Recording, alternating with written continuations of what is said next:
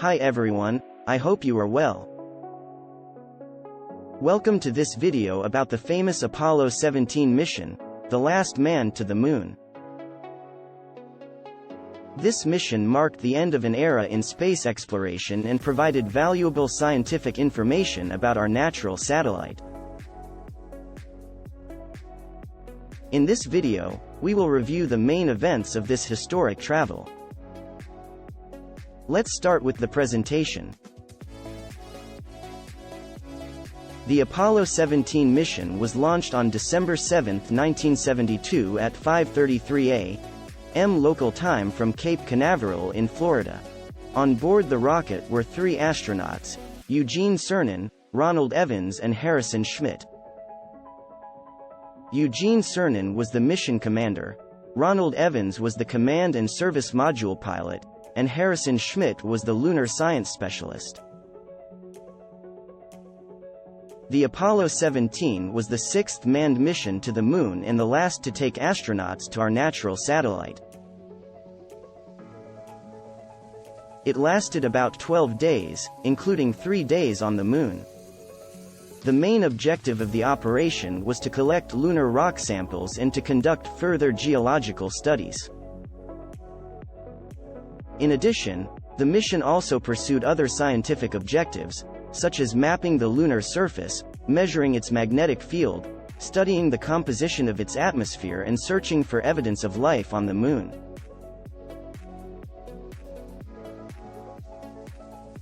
To carry out this mission, the crew used a spacecraft consisting of three modules: the command and service module, which remained in orbit around the moon, and the lunar module, which was used to land and explore the moon's surface. The mission was also supported by a team of scientists and engineers on Earth, who worked with the crew to plan and execute the various tasks. Now let's look at one of the most delicate parts of the operation, the lunar landing. The moon landing of the Apollo 17 mission took place on December 11, 1972.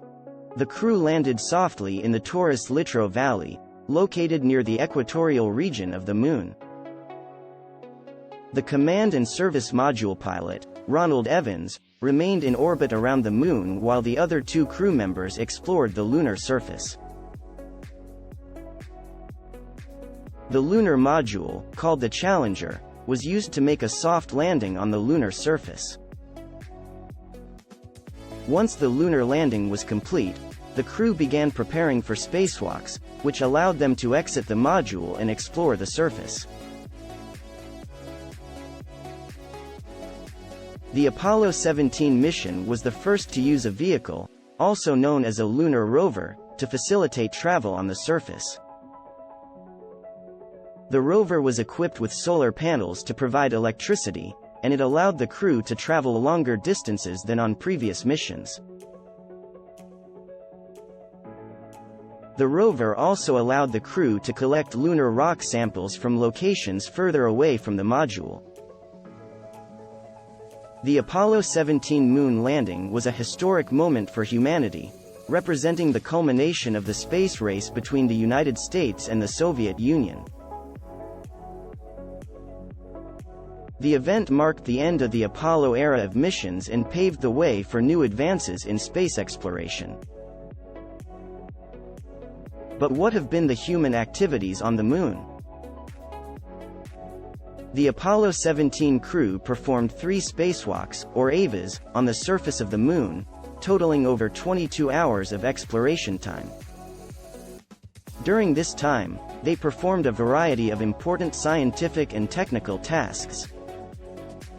One of the most important tasks of the mission was the collection of lunar rock samples.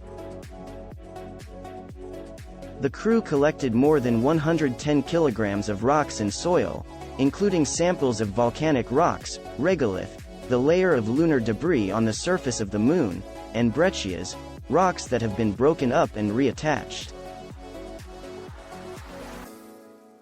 The samples were placed in sealed bags and brought back to Earth for study. They also made detailed photographs and maps of the surface, which have helped improve our understanding of the Moon's geology.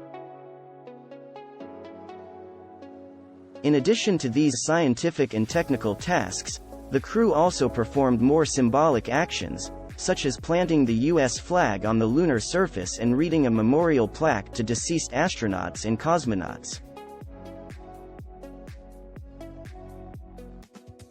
This underlines the importance of the Apollo 17 mission in the history of space exploration and of humanity in general.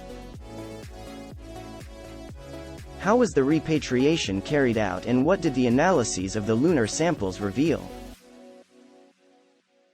After their collection on the surface of the Moon, the rock and soil samples were placed in sealed bags and brought back to Earth by the Apollo 17 crew.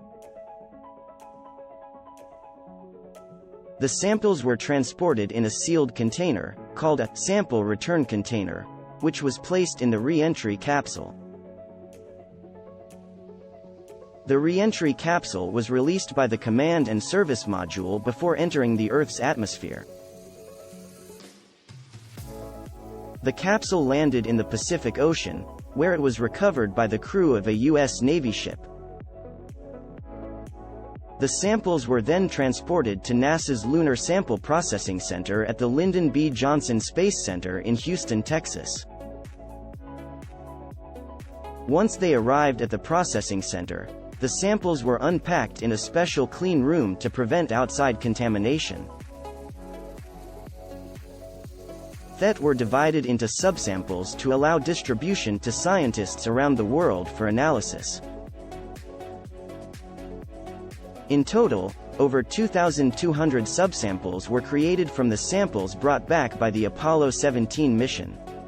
Scientists discovered that the Moon was formed of rocks that had been melted and solidified, just like rocks on Earth. They also found evidence of volcanism on the Moon, as well as numerous impact craters caused by meteorites and other space debris. The analyses also made it possible to date the lunar samples using different methods, such as radiometric dating. The scientists found that the samples collected by the Apollo 17 mission were between about 3.1 and 4.2 billion years old. What legacy did the Apollo 17 mission give us? The Apollo 17 mission was the last manned mission to the Moon, but it has left a lasting legacy in the history of space exploration and science.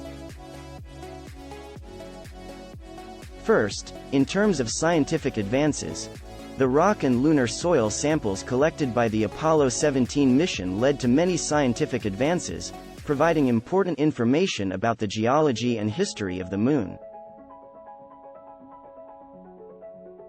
Scientists continue to study the samples today, both to deepen our understanding of the Moon and to help prepare future exploration missions.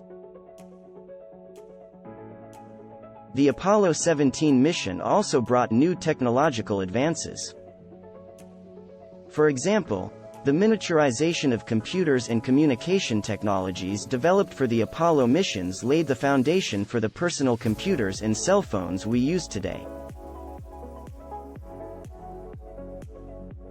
In addition, NASA has also worked on advanced propulsion technologies, life support systems for astronauts, and other technologies that have been used in fields such as aviation, medicine, and manufacturing. It's also a source of inspiration for the future.